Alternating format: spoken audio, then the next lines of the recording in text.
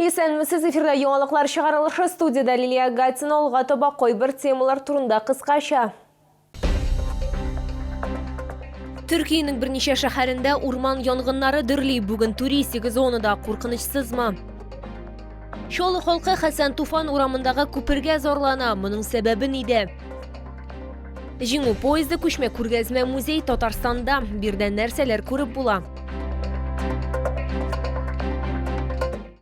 Түркиянең берничә шәһәрендә урман янгыннары дөрли. Хәзиранда күп кенә Россия туристлары ял итә. Шул исәптән Татарстаннан да туристлар бар. Туристлык агентлыкларында юлламаларга ихтыяҗ кимемәвен билгеләделәр. Бүген туристик зонада куркынычсызмы? Безнең төшерү төркеме хәзер Төркиядә ял итүче чаллылар белән аралашты.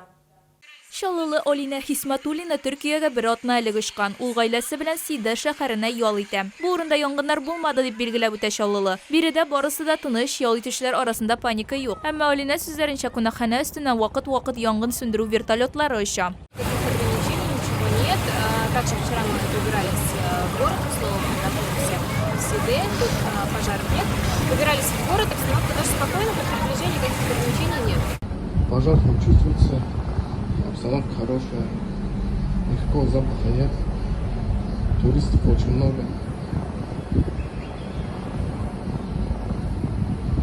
Отдых ничего не мешает.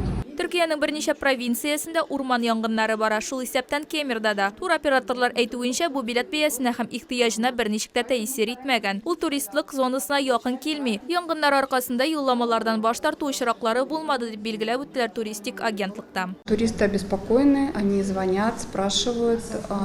Более того, у многих уже забронированы туры, и отменить их просто так нельзя, допустим, за несколько дней. Вот, поэтому мы как можем успокаиваем их. Опасности для наших туристов нет. Президент Владимир Путин күрсәтмәсе буенча Россия гадәттән тыш хәлләр министрлыгының 2 самолеты амфибиясы Төркия Республикасында табигый янгыннарны сөндерүдә ярдәм итә. Һава суднолар Чанаккале һәм Чешмә торак пунктлары районында эшли. Айзилә Шаймөхәммәтова, Христина Балабанова, Ленар Султанов, яңалыклар. Йөрү куркыныч. Чаллы халкы Хәсән Туфан урамындагы күпергә зарлана. Баскычтан күтәрелү куркыныч. Аның астында урам күренеп тора. Айзилә Шаймөхәммәтова проблеманы чишергә тырышты.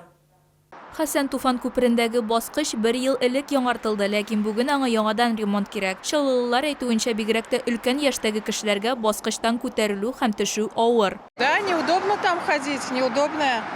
Можно и упасть, и ноги повредить. Я, если честно, уже во втором комплексе там падала. Вот где сейчас ремонт идет в переходе. Там вот оступилась и ногу разбивала, зашивали мне ногу. Вот так ремонтируют. Мы-то ладно, более пожилые людям тяжеловато подниматься. Значит, как-то пошире, что ли, надо делать. И брусчатки было, да, залили ее там асфальтом, она тает. Вот в данный момент жарко же, она тает. Вот надо брусчатку такие ребристые надо ложить, чтобы не скользко было. Шәһәр администрациясендә хәбәр итүләренчә, алар проблема турында белеп кенә калмыйча тиешле чаралар да күргән. Работники МУПАД оперативно провели ремонт ступеней на мосту Хәсән Туфана. Возникшие неудобства устранены. Дәлил итеп безнең редакциягә башкарылган эшләрнең фотосурәтләрен җибәрделәр. Айзилә Шаймөхәммәтова, Рустам Бакиров, яңалыклар. Вахитов һәм Сөембикә проспектлар киселешендә җәмәгать транспорты хәрәкәте вакытлыча чикләнгән. Бу участокта трамвай юллары ремонтлана. Хәзер 26-нчы автобус нинди маршрут буенча йөри? Толырак безнең материалда. Маршрутны үзгәртү турында 26-нчы автобус йөртүчеләре һәр тукталышта пассажирларны кисәтә. Вахитов һәм Сөембикә проспектлары киселешендә юлны ремонтлау сәбәпле хәрәкәт схемасы вакытлыча үзгәртелде. Чаллы халкы мондый үзгәрешләргә уңай карый. Это из-за того, что здесь работы ведутся. Ну вот сейчас узнала. Будут ли какие-то у вас неудобства с этим связаны? Да нет, я попадаю, куда мне нужно. Вызвало это какие-то неудобства у вас? У меня нет. А как он теперь ездит? Следующая Сейчас на развороты по проспекту Мира также поедет. Автобус йөртүчеләре әйтүенчә, маршрутның вакытлыча үзгәрүе аларга кайбер уңайсызлыклар да тудыра. Мәсәлән, 45-нче комплекс тукталышыннан соң автобуска шунда ук борылырга туры килә. Бу участокта машиналар агымы зур, барлык машина йөртүчеләр дә җәмәгать транспортын үткәрергә теләми. Есть, конечно, трудности. Что теперь поделаешь? надо же как-то город, чтобы хочется же город отремонтировать, дороги.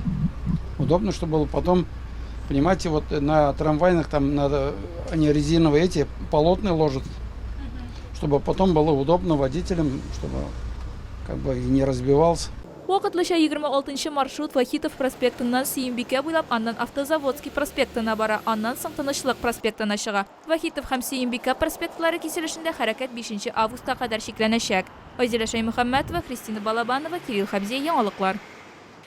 Җиңү поезды күчмә күргәзмә музее Татарстанда, ул Нурлатта һәм Казанда булды. Бүген җиңү поезды Чаллыгада килеп җитте. Сугыш елларындагы драматик вакыйгалар, тарихи фактлар, кешеләрнең язмышлары һәм истәлекле үрелеп барган уникаль тарих. Булар барысы да поездның 10 вагонында сурәтләнә.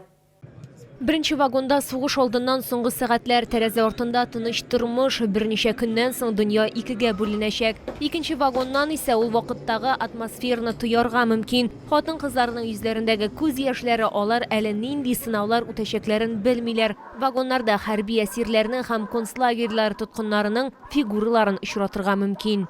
Мы посетили более 136 городов, мы посетили 18 республик. К нам пришло более 600 тысяч гостей и более миллиона посмотрело интерактивную выставку. Яраланганнарны кайгырту, сугыш кырындагы кебек тормыш өчен көрәш экспозицияда мунча керүләр, юу вагоннары да бар. Алар барысы да өчен барлыктагы кебек, хәтта мунча исе дә бар. Бөек Ватан сугышы тарихының иң фаҗигале битләренең берсе Ленинград блокадасы да читтә калмаган. Һәрбер вагонда, һәрбер вагон бер бөек Ватан сугышының бер чорына багышланган. Һәм инде үзеңне шушы вакытта, шушы урында, менә үзең дә шушы мизгелдә хис итәсең. Менә иң төп ничек дип әйтим, хис менә шушы. Балалар белән килдек бүген, бик ошады выставкасы. Мондый проектлар булса, менә тагын килергә уйлыйсызмы? Әйе, миңа кажется, бик файдалы балалар өчен һәм безгә дә инде. Күчмә күргәзмәне бушлай карарга мөмкин. Моның өчен Поезд Победы проекты сайтына теркәлергә һәм билет алырга кирәк. 12 яшькә кадәрге балалар олылар белән генә йөри ала. Җиңү поезды Чаллыда җомга көнне дә эшләячәк. Соңгы төркемне 14 сәгатьтә кабул итәләр. Лилия Гатина, Ленар Султанов, яңалыклар. Бу сезгә җиткерәсе соңгы мәгълүматыбыз иде. Мин Лилия Гатина, сезнең белән сау булашам. Исән-имин булыгыз.